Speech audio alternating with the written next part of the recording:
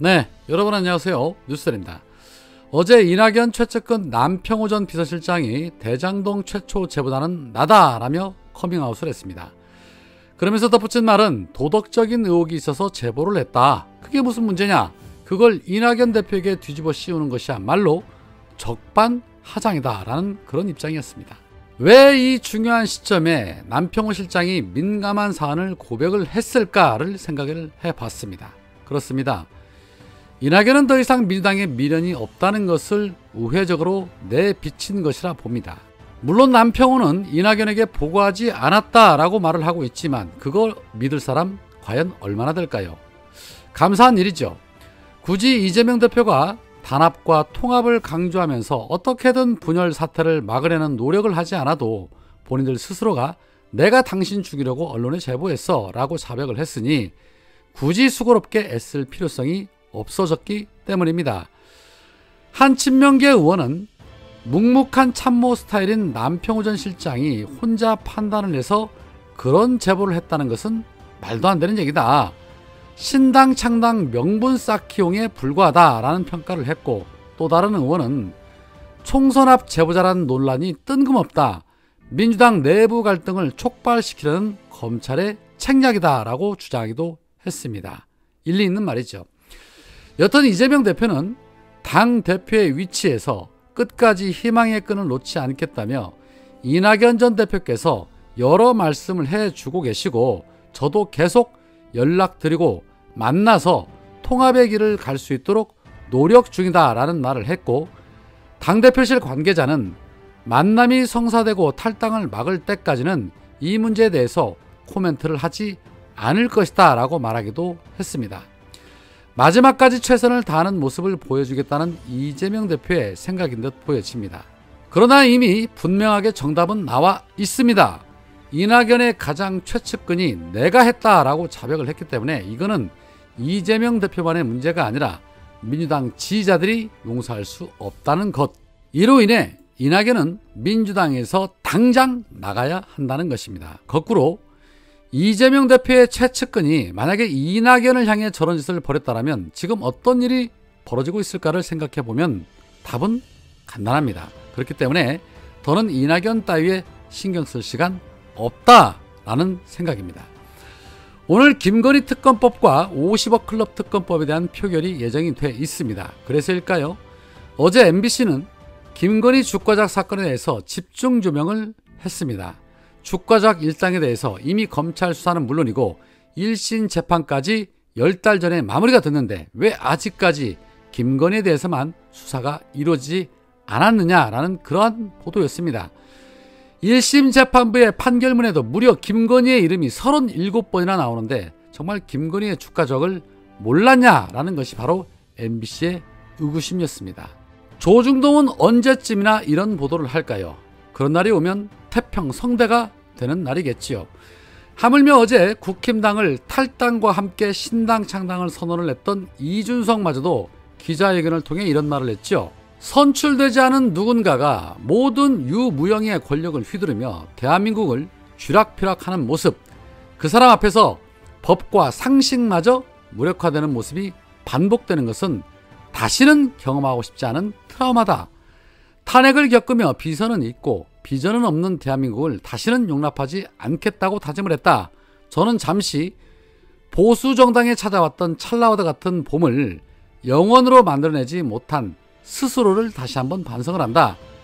그들의 권력욕을 상식선에서 대했고 진압하지 못했던 오류를 반성한다. 모든 것이 제 부족한 탓이다. 국민의힘에 제가 가지고 있던 모든 정치적 자산을 포기한다. 과거의 영광과 유산에 미련을 둔 사람은 선명한 미래를 그릴 수 없다라고 말하면서 탈당을 선언했습니다.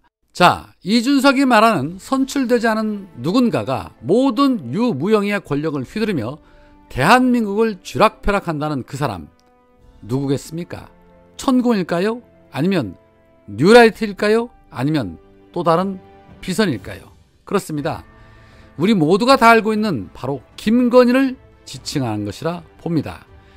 상대방 면전 앞에서 아무렇지 않게 눈을 마주보며 가래침을 서슴없이 뱉어댄다는 바로 그 김건희 말입니다. 이준석은 이후 박재홍의 한판 승부에서 김건희의 비선 개입 예를 구체적으로 들어달라라는 취지의 진행자 질문에 제 입장에서는 제가 당에서 알고 있던 것들을 밖에 나와서 당을 공격하는 무기로 쓰지는 않을 것이라는 결심을 하고 가는 것이기 때문에 제가 밝히지는 않겠지만 확실한 얘기들을 알고 있다라고 말하기도 했습니다. 자, 그렇다면 우리가 알고 있는 것 이상으로 김건희가 어떠한 짓들을 벌이고 있는지 이준석이 잘 알고 있다는 소리가 되겠죠. 윤석열을 대통령으로 만든 1등 공신이자 당대표까지 지낸 이준석입니다. 그 누구보다도 윤석열에 대한, 김건희에 대한 정보를 많이 가지고 있을 그런 이준석이 방송 인터뷰에서 또 탈당 기자회견에서 저러한 말을 했다라면 굳이 다 듣지 않아도 얼마나 심각한 일이 벌어지고 있는지 충분히 가늠할 수 있는 부분입니다. 단순히 김건희 특검법으로 끝날 일이 아니라는 그런 소리가 되는 것입니다. 김건희가 특검법으로 인해서 잠시 두문불출하고 있는데 거부권이 행사되고 나면 머지않은 시점에 또 센터 본능을 찾고자 나대기 시작할 것이라 봅니다. 그러기 전에 특검법으로 확실하게 못을 박아놔야지요. 김건희 특검 표결 이후에 대한민국 정치권에는 그동안 경험하지 못했던 기상천외한 일들이 많이 벌어질 것 같다라는 생각을 지울 수가 없습니다. 한번 지켜보시자고요.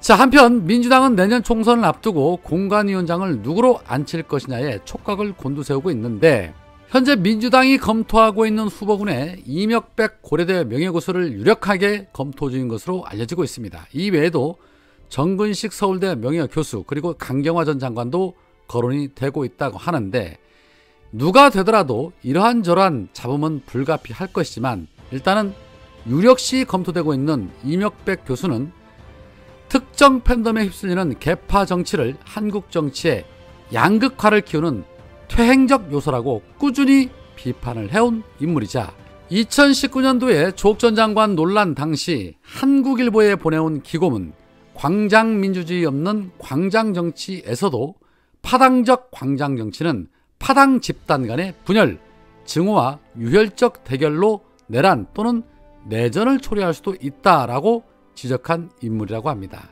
공천위원장이 어떤 인물이냐에 따라서 상당한 파열음이 시작이 될 텐데 은근 우려스럽기도 합니다. 끝으로 어제 이성균 배우가 안타까운 생을 마감했다는 충격적인 소식이 있었습니다.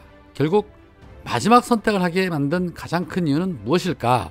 바로 개인의 사생활 정보를 정치적 유불리에 따라 흘린 수사기관, 또 그걸 빌미로 기사를 쓴 기레기들, 그리고 또 돈에 환장한 일부 유튜브 채널 때문이라고 봅니다. 당해보지 않은 사람은 함부로 그들을 재단할 수도 없고 더 중요한 건 비단 이게 한 사람의 문제만이 아니라는 것이죠. 지금도 민주 인사들을 향해 곳곳에서 끊임없이 자행이 되고 있습니다. 조국 전 장관이 올린 만평 그림입니다. 참 많은 것을 생각하게 만듭니다. 오늘은 여기까지입니다. 고맙습니다.